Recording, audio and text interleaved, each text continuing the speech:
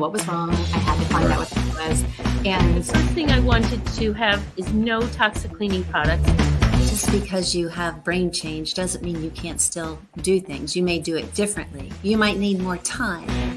I decided to turn my disability into my ability, and around 7th and 8th grade, I started playing able-bodied sports. If we were knowledgeable, if we were educated, we would have solved science earlier. You battle, and you battle for every single inch of help.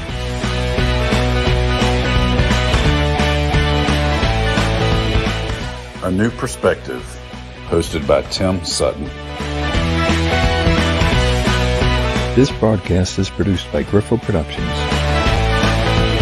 Brought to you by A Better Understanding, giving you a better understanding.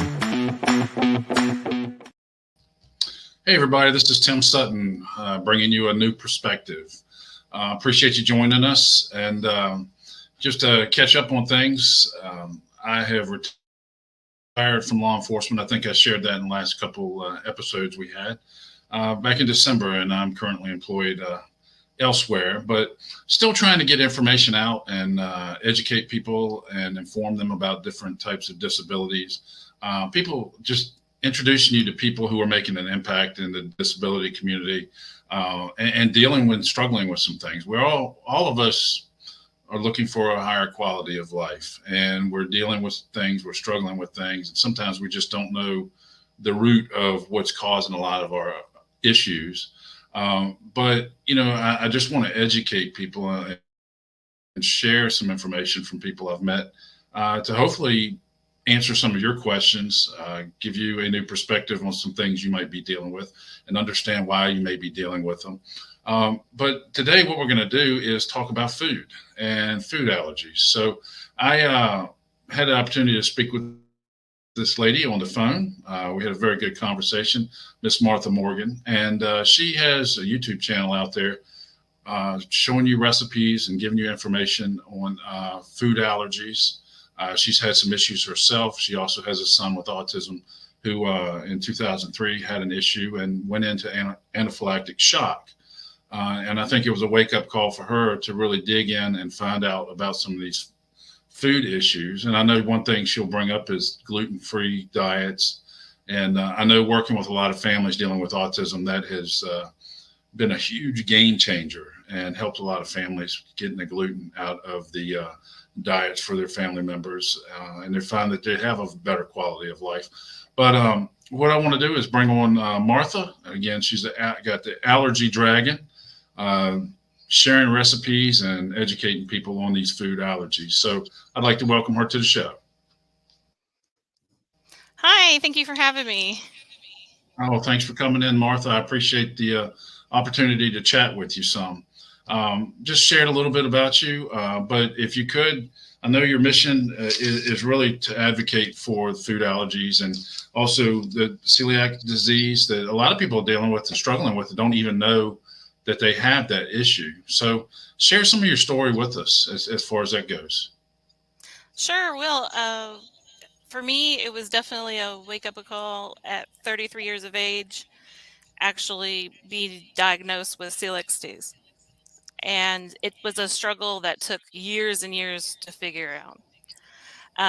So for me, like I was about 13 years old and was having a lot of digestive issues and had my gallbladder taken out and all kinds of things. And looking back now, I realized it was celiac disease. But my youngest kiddo had their first anaphylactic reaction at 9 months, which I think you may have mentioned. Right. And then my oldest son is on the autism spectrum. And he was actually 13 at the time when we both got diagnosed with celiac disease. Wow. And through this, I was actually not, like the normal stereotypical underweight person that usually is described as failure to thrive. Right. With celiac disease. I actually was over 400 plus pounds. Wow.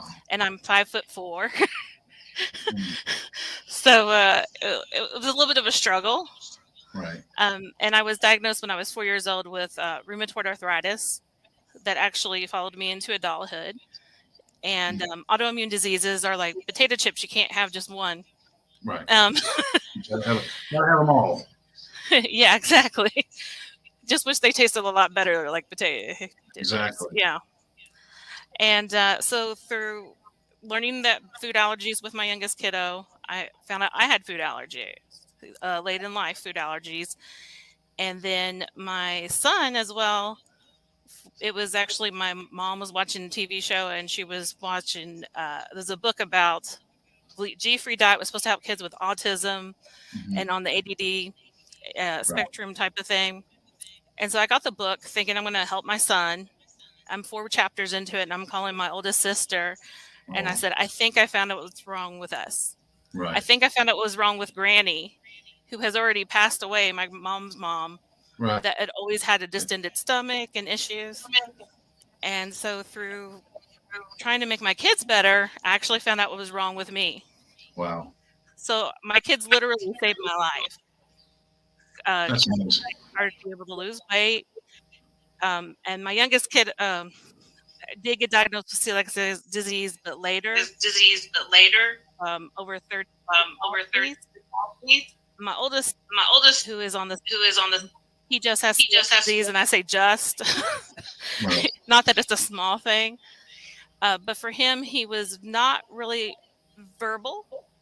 Like, he wouldn't initiate conversation. And I remember we had been like a month into after our diagnosis. He comes over, sits down, and he's like, "Hey, Mom." And I'm like, "Hey." And he says, "I think there's something to this gluten-free diet." And I'm like, "Oh, really? You think?" And he says, "Yeah, my stomach doesn't hurt anymore." Wow. What do you mean your stomach doesn't hurt anymore? And he goes, "My stomach doesn't hurt." And I felt like the world's worst mom because he never really complained that much, but that was his normal. He just thought Right. your Right. hurt. And I was like, I remember how much pain I was in. And I'm thinking, this kid's lived with this for 13 years. And just now realized that that's not normal. Wow. Yeah. Well, To say it changed our lives for the better is an understatement. Absolutely. Well, for people who may not understand what this disease is, could you explain what it is and what it does to a person?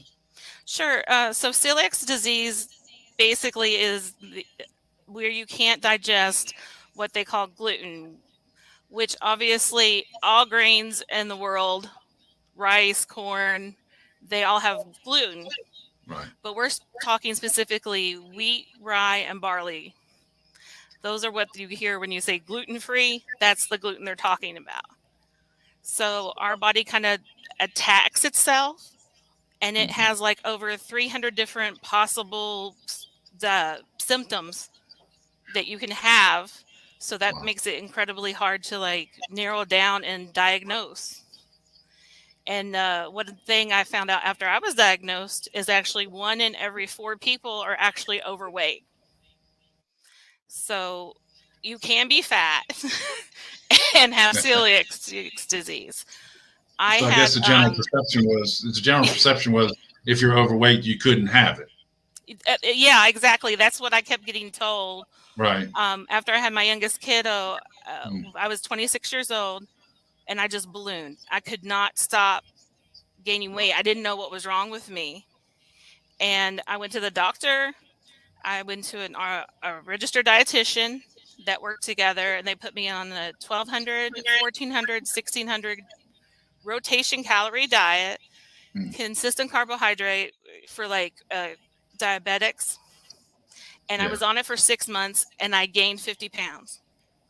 I go to the doctor with my notebook in hand, frustrated. And I just couldn't deal with the fact that I was gaining weight. So I was frustrated. And they basically told me, "Oh, I'm so sorry. There's no way that you're following the diet. That, you're just don't want to you lose weight. You don't want to do any of the diet." Right. And so I left out of there crying, upset, and just said, "Okay, I'm going to be fat, and that's just how it's going to be." And my youngest had gotten diagnosed with food allergies at the time. And I was just like, well, it is what it is at this point. Right. And I gave up hope for myself because I was like, I got to deal with my kids. I got to fight Right. for my kids. And they take And- priority. Yeah. What does the gluten, is there a link between the gluten and, I mean, how was your rheumatoid arthritis affected, or did that change at all as you adjusted your diet? It did incredibly. It really changed my mobility ability. I love it. Yes, I was able to actually lose weight after the diagnosis. Right. And also inflammation is on the inside. You know, I was so inflamed and misdiagnosed for so long. I had 5 Right. miscarriages in 3 years. I had hair falling out. I had teeth falling out. My failure to thrive was happening. It just wasn't happening in the stereotypical way. And then after I was able to lose weight, I was able to move better. Right. And they told me I would be in a wheelchair when I was like 40. And I'm 47 now. Wow. So That makes it me definitely wonder. affected for the good. Yeah, I've dealt with over the past few years, knee problems, hip problems, and actually, I've been informed by my doctor, my knee, I've got tibial bruising because there's no cartilage. I've got so much arthritis, and also in my hip. But I'm getting ready to turn 57, but they don't want to replace my knee or anything until I'm 60. And the inflammation aspect of it, I've started actually taking turmeric. Because I know it's a great anti-inflammatory, but I wonder if this diet, what you're advocating for is something that could actually help me with my knee pain, hip pain, and things like that. Yeah. I do believe that it only helps people that need to be on gluten-free diet for celiac disease or gluten intolerance. Right. Because you have to realize anytime you go on a diet of any kind and you're having to remove foods from your Right. diet, then you have to focus on trying to get those nutrients back in. Right. And I take about 6 different vitamins to make sure that my health is good because of everything I lose from wheat and that kind of thing. Because we use alternative grain, so I use a lot of potato starch, corn starch. I can actually tolerate corn. Some people can't. Sorghum and those different types of things. So they can actually have higher carbohydrates than what wheat would. Okay. So it can be an issue for people that have diabetes because they can't eat the wheat. Right. So I wouldn't say it's a cure-all, Right. but it definitely affects you if you have celiac disease or gluten intolerance. And it wouldn't hurt to just try to experiment with it to see, you wonder how many people are going around just miserable dealing with the ailments, and doctors are misdiagnosing it, or, oh no, it couldn't be this and it couldn't be that. When in fact, try it, see how you feel. You definitely could, but keep this in mind if you do that, is if you do feel like you have celiac disease or anything like that, if you want to do the biopsy test to see if your villi are actually damaged in your long intestine or large intestines, then you actually have to be consuming wheat, because you actually could be making sure that the what they call it, healing the damage, and it could be actually healed by the time they actually do the test. Oh, okay. So you actually have to be consuming the wheat for the biopsy. You can take a blood test to actually see if you're kind of predisposed to it. Right. But you could always try it and see if it makes you feel better. Right. I mean, I know I've got a nephew who has autism, and I know they had gone to gluten-free, and I mean, his complete, kind of like your son said, he knew what his norm was, but now this is what he feels now is absolutely amazing. But I know it really changed my nephew's personality, and his just helped him deal with a lot of things. He had real bad digestive issues, and it helped relieve a lot of that stuff. I don't know if they went to the doctor and even inquired as far as celiac disease, but I've heard so many people with children on the spectrum who go to this. And ironically, I think you and I talking, or one of the bits of information you said that you believe that food allergies are a spectrum themselves. Yes, I Is do. that- I do. Because how each allergy affects a person is different.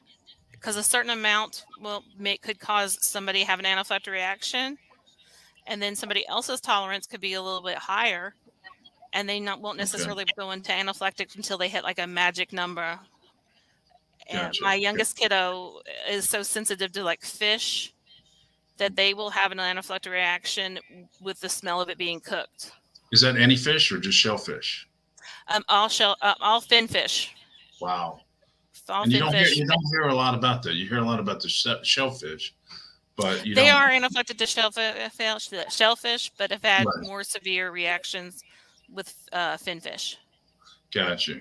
And then tree nuts, the flour from that, they will actually have an anaphylactic reaction for that.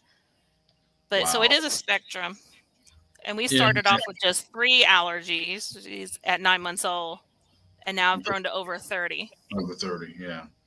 That's unreal. Well, how did you come up, and people may want to know, allergy dragon? How did that evolve? It evolved into just wanting to help people, and I wanted something that kind of stand out. Allergies are an invisible illness, like many autoimmune diseases, and any disability that you don't see. You don't see that I have dyslexia. Okay. Yeah. You don't see my son's autism, and you don't see my youngest 30 food allergies until they're having an attack. And so it's also such a spectrum. Every time you think you have that allergy dragon tamed, is something else happens, and you got to figure out how to tame it again. Okay. So kind of like a new form of monkey on your back. It's my allergy dragon on my shoulder. And dragons are just cool. Yeah. Yeah. As long as they're not on your back, right? As long as they're not on your back. But no, I just try to be as fierce as the allergies are. No matter what is being thrown to us, we can conquer it. And I believe that everybody deserves a safe, delicious space at the table. No matter what your food allergies or specialty diets that you have to, have. Right. We still deserve delicious food. Well, how difficult is it to go out to a restaurant? Incredibly hard. My youngest kiddo only has one place that they feel safe eating. And so that becomes difficult because they're 20 years old. Yeah. So, going out partying and drinking and things that we would have probably thought about being younger is not really an option for them. Wow. They can still go do that. They just have to do it safer. Dating, all different things. I mean, just when you're talking about a kid that is on the autism spectrum, also has celiac disease, and has to learn how to live with that and advocate for themselves in more than one way. And just trying to maneuver so I through think that would be the most difficult part, is trying to learn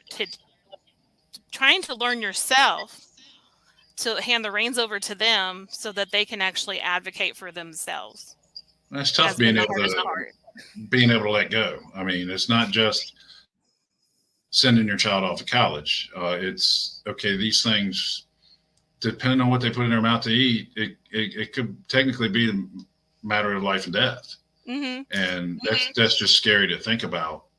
When you think about eating, going out to eat, it's just a simple thing we do, but they have to remain so guarded as to what they decide to put in their mouth, so they don't end up with that terrible outcome.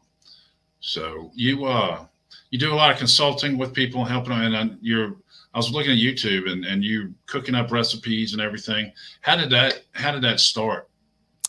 I just started it at the beginning because in 2003, when we had our first anaphylactic reaction, guess what? Labeling laws did not exist for food allergies. They didn't go into effect until 2004. and didn't have to be come to terms until 2005. This is when they had to be actually on there. And that was just for the top 8. Doesn't have to have may contain on there. Doesn't have to have processed around. Those are Right. all still voluntary. Okay. So it was just, I started then because I was like, oh my gosh, I can't eat this. I can't eat this. Can't eat this. Can't make this for my kids. And then food allergies for us, celiac disease came around in 2009. Gluten-free labeling didn't come into effect for the FDA until 2015. Oh, wow. Can you believe how new this is? Yeah, that's interesting. I did not realize that. It's mind-boggling, and I didn't have Google. Yeah. I was like 3 hours my first trip to the grocery store to find out Wow. all these things. And then I started my advocacy back then. I've worked with FAIR quite a bit, talked to quite a few people, legislated laws. Right. I still advocate, and that's when I started then. And as things grew, I was just like, you can have good food. Right. And I was running into more and more people, like my youngest kid that has more than 3 food allergy. Can you imagine having one? No, let I alone cannot. more than that. But how many people do you think are out there living life just dealing with this ailment and that ailment, have no clue that they have any food allergies? I say quite a bit because mine started out as stomach issues. Right. And then also headaches. And I didn't realize until I was with my youngest kiddo Right. and seeing trigger, because we immediately went to anaphylactic reaction at 9 months with strawberries. Yeah, and that's a wake up call in itself because it's so extreme. But and that's what I think is great. Hopefully, somebody watching this and watching what you're doing can hear something about what we're talking about and go, this is something I might want to look into as far as myself because I've been feeling this or having these issues. It's just amazing to me to think how many people are going day to day to day and have absolutely no clue, and constantly they're eating what they want, and all they're doing is just feeding those issues over and over without even realizing it. Food is medicine. Yeah. That's why the FDA regulates.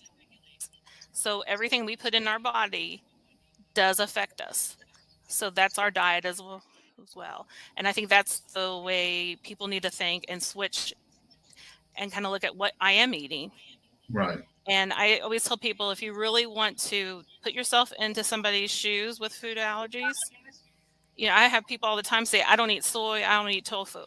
Right. I'm like, look at your label on that bread, all those crackers. Right. You're eating soy. You just may not realize you're eating soy. And it's just too many people out there living to eat and not eating to live. And exactly the stuff they're putting in their bodies. And I'm guilty of it as well. We all are. But so if anybody wanted to make contact with you or see what you're doing online, what's the best way for them to contact you? I know you've got the YouTube, Allergy Dragon, you've got the recipes, you're showing people and all, but what's the best way just to make contact with you or see what you're trying to put out there? Honestly, you can Google Allergy Dragon and you'll find me some way. I have a website. I am also a wellness ambassador with a local grocery store here called Rainbow Blossom. I do hybrid cooking classes with them that are in a group setting. So even if you are in Denmark, and yes, I've had somebody from Denmark take part in it. It's a global issue. And YouTube channel, like you mentioned, but I'm pretty much a little bit everywhere. I work with Allergy Force, which is an app as well, and I had to do exclusive recipes with them. And I also work with companies on a consulting basis. And if all else fails, just email me at allergydragon@gmail.com. Okay, because I know my producer, Anthony Griffo with Griffo Productions, he puts out a newsletter dealing with allergies and all. That's actually how you and I connected. Mm-hmm. So I appreciate Anthony making contact with you and putting us in contact with one another. But, what you're doing is absolutely awesome. And, anything else you want to share with the watchers, listeners, depending on the platform they're using. Anything else you want to share that you really think they need to hear?